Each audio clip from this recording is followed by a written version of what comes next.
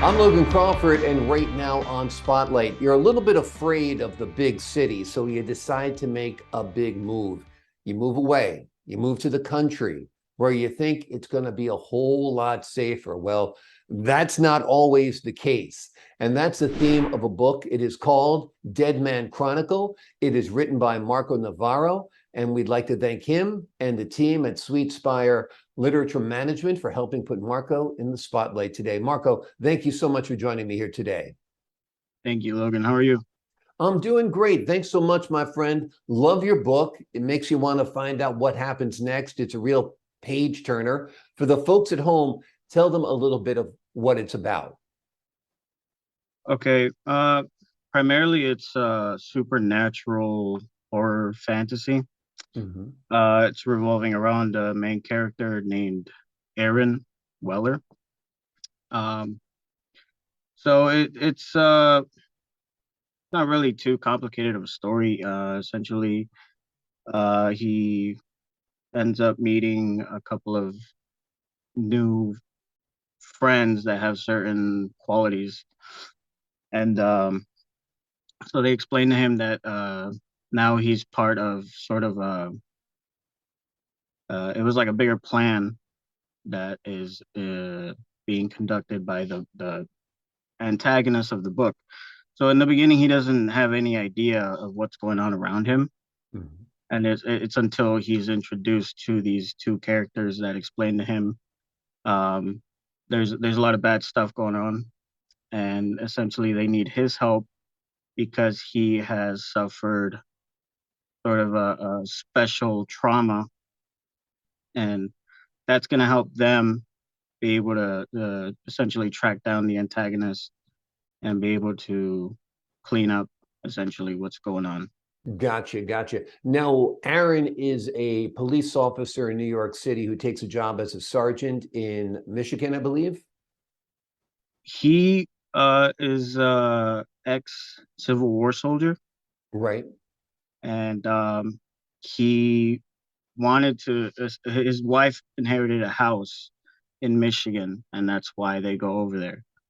Um, so Gotcha. that's at least that's how it is in the second version that I have. I gotcha, gotcha. I see. Tell me when you write and how you started writing. I started actually working on this in high school. I was Hmm. about 19, and I've always been fascinated by creativity. So I started out with music, and then I started getting into film, and then because that's what I want to do essentially is I want to get into filmmaking, and a lot of it involves writing. So I took this as a medium to sort of get attention to the potential that I have as a creator, Mhm. and to also be able to share the ideas that I have. That's what I want to do is just share this stuff with people. Absolutely. I can see this being turned into a phenomenal screenplay. Have you thought about making it into a movie and working on a screenplay at all? Yeah, absolutely. That's what I really want to do. That's what I want to do is sort of get attention to it and have people see that there's a possibility for really good stories still, you know. Yep, absolutely. I could see it as a movie. I could see it as a series. Aaron Weller is really a compelling character. Who do you think you would cast as Aaron? I think Aaron's not too complicated of a character. He's Mhm. mostly based around the typical uh protagonist of like action movies and westerns. Um, so I mean, almost anybody could do it, really. Hmm. Yeah, Yeah, I could yeah, see like maybe like a Chris Pine type playing the role. yeah. I could see that. Yeah, That'd be really absolutely. cool. Yep. Yeah. So you've worked on this since high school. You've come up with many drafts. And this latest draft takes place during the Civil War era, correct? Yeah, post Yeah. Civil War. Why did Uh-huh. you choose to set it there? Uh, I think it's because I don't consider myself too experienced of a writer, Mhm. and due to the simplicity of how things happened in those times, I didn't have to worry too much about details, and Hmm. it was a lot more simpler for me to integrate into the story, and it helped not. How can I say it? It was a lot easier for me to build a world with these Right. with using that sort of timeline. It's kind of a simple time, so you kind of build a simple world there, right? Yeah, that's what it Yeah. is. As opposed to today, where everybody would be doing everything on their phones and Googling it. It's sometimes more visual to set something in a different era, I think. Yeah, it sort of gives you a little bit of education as to how things happened back in the day. And Absolutely. if You did a little research around about that era when you were writing? yeah, absolutely. Yeah, I did. Sounds Because I good. needed to make it feel like you were in that time, you know, for Absolutely. the immersion Absolutely. of it. Now, tell me a little bit about your other work. Have you written anything else? Are you working on anything else? Right now, I'm just starting the sequel for this one. Um, but I do have um, another project that I sort of consider it my masterpiece because it's a really big universe Mm. and it's based around sci-fi, science fiction. Right. That one's a little bit I consider to be a bit more prestigious and Hmm. way more immersive because there's just so much and it's taken me a long time to just even start, but I think for right now I do have something going for it, and I've actually started to work on that, and I'm pretty close. I'm pretty close to Sounds finishing. great. Tell me a little bit about your writing process. Do you like to write first thing in the morning, in the evening? Tell me a little bit about how that works. Um, well, I don't really have like a specific time set up to when I write. Essentially, it comes down to something that will inspire me, or if I watch a film or something and I think, oh, that looks cool, or that specific situation sounds interesting. Essentially, it just comes to down to like what I come up with on the moment, in the moment, and then I'll just sit down and then take it from there. That's S- essentially how it is. Sounds good. Let's talk a little bit about your influences. Is there a movie or a TV show or a series that you particularly like that kind of inspired you to write this, or perhaps another book, or what actually was your inspiration? Uh, well, I come from a religious background, so I studied a lot of things about the supernatural, the occult, and that's always fascinated me. So I essentially wanted something that was very action based, but also I could incorporate the supernatural elements and then use the horror as a sort of to build intensity to the book and give it a little more seriousness. Absolutely. Well, you accomplished that. It is a very intense book. And those aspects you talk about, the occult, the supernatural, they kind of give you a chill because people don't know if they're real or not. They kind of feel like a kid again telling ghost stories that this could be real. There's phenomenon we don't understand. Right. Yeah. And I think that's sort of something that interested me a lot was the mystery of it. You know, nobody knows too much about it. Nobody knows whether or not it's real, but it is fascinating to learn about. It really is. Absolutely. Now you're living in Minnesota. Have you been born and raised there? Tell me a little bit about your background. I'm actually from Mexico. Mhm. That's where I was born. But I came here at a very early age, so most of my life has been spent here in Minnesota.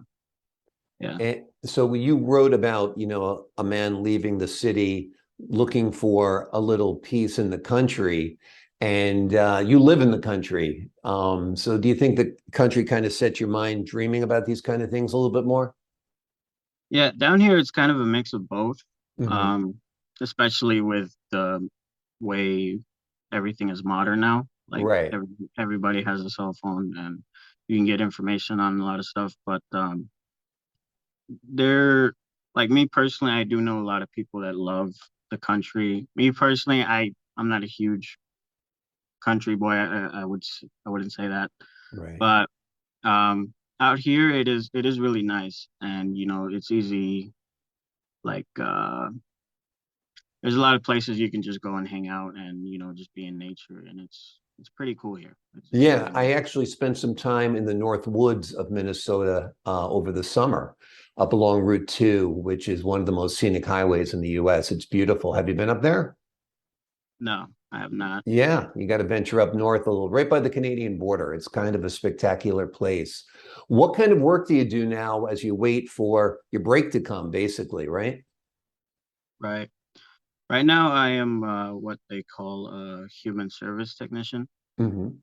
So I work for a company that helps people that have sort of disabilities or certain conditions.